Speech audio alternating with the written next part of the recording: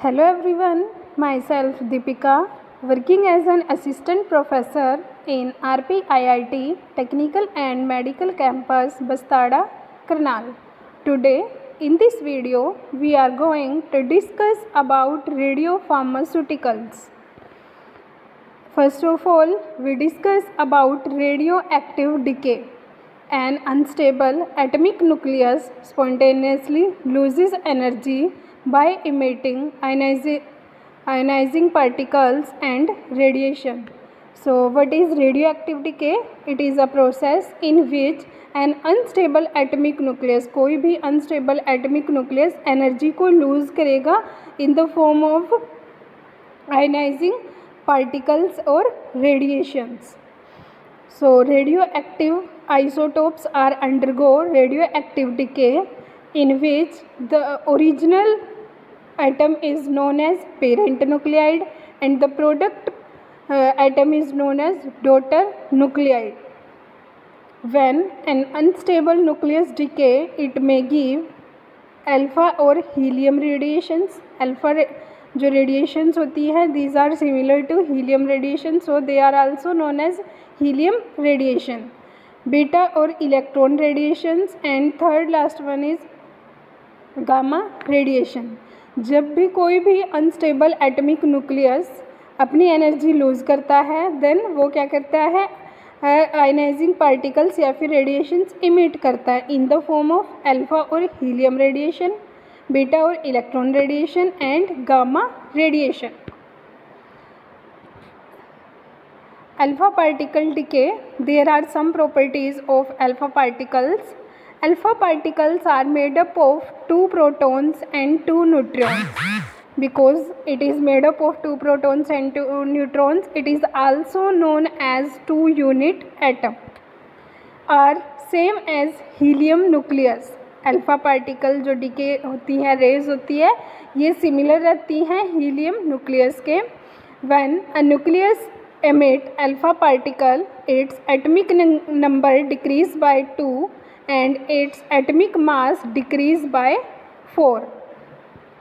क्योंकि जब भी कोई भी पार्टिकल अल्फ़ा रेज को इमिट करेगा देन उसमें से हीलियम जो है रिलीज़ होएगा. हीलियम का जो एटमिक नंबर रहता है 2 एंड एटमिक मास रहता है 4. तो जब उसमें से हीलियम निकल जाएगा तो जो हमारा डॉटर न्यूक्लियाई होगा उसका एटमिक नंबर 2 डिक्रीज हो जाएगा and atomic mass 4. These particles are relatively slow and heavy, having low penetrating power as compared to other rays, and as they have large charge, alpha particles ionize other atoms strongly. इनके पास large charge होता है इसलिए जो alpha particles हैं वो ionise करती हैं other atoms को स्ट्रॉन्गली.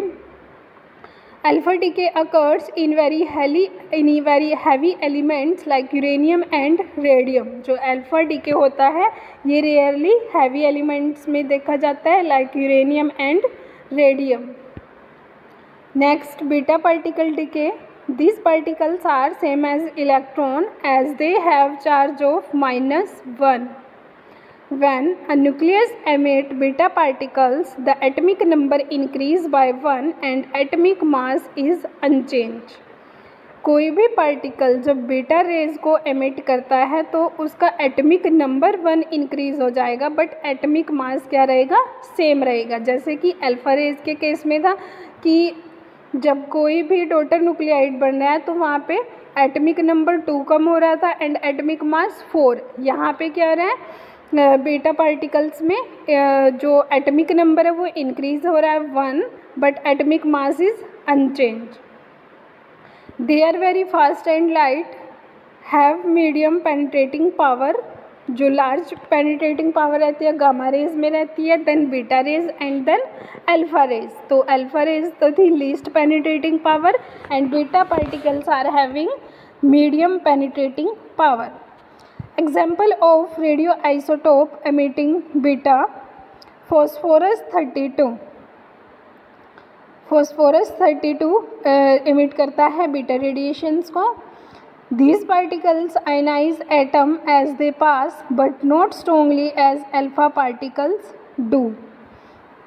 एंड जो बीटा पार्टिकल्स हैं ये 2 टाइप्स की होती है, पॉजिटिवली चार्ज होती हैं positrons and which have negative charge are known as negatrons. Next is gamma rays. Gamma rays are waves not particles. जो गामा रेज होती हैं ये क्या होती हैं, वेव्स होती हैं, कोई पार्टिकल्स नहीं होते। They have no mass and no charge.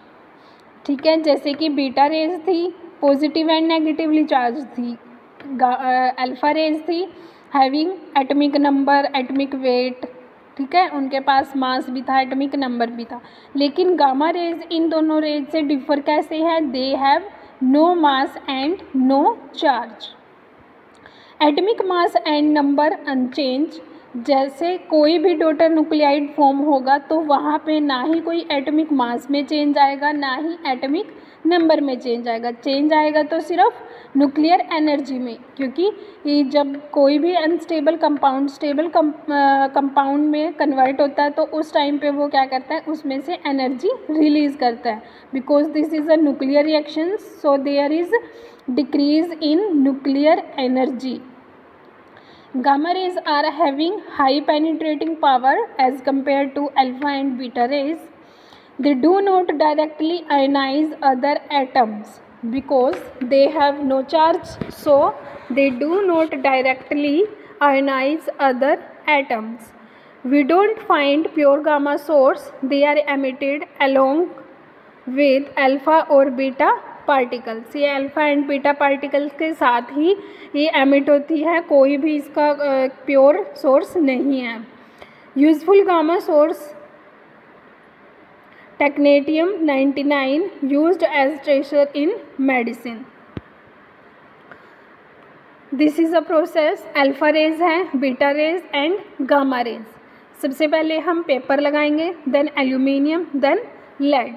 Alpha rays क्या है, लीस्ट पेनिट्रेटिंग पावर होती है, इसलिए वो एक सिंपल पेपर से भी पास नहीं हो पाती।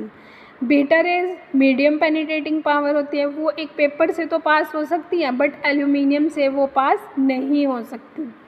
नेक्स्ट आता है गामा रेज। गामा रेज की जो पेनिट्रेटिंग पावर है वो हाई होती है as compare to alpha and beta. Gamma rays क्या करती हैं, पेपर से भी पास कर जाती हैं, एल्यूमिनियम से भी पास कर जाती है एंड देन लेड से भी। नेक्स्ट आता है इसमें topic half life. The half life of radio isotope is the time for the radiation level to decay to 1/2 of the original value. जब डिके प्रोसेस हाफ हो जाता है फ्रॉम द ओरिजिनल वैल्यू तो उसको बोलते हैं हाफ लाइफ एंड इसको हम डिनोट करते हैं टी हाफ से, which is equal to the 0.693 upon lambda. Lambda वहाँ पे क्या रहता है, wavelength. Naturally occurring tend to have longer half life, used in nuclear medicine have short half life.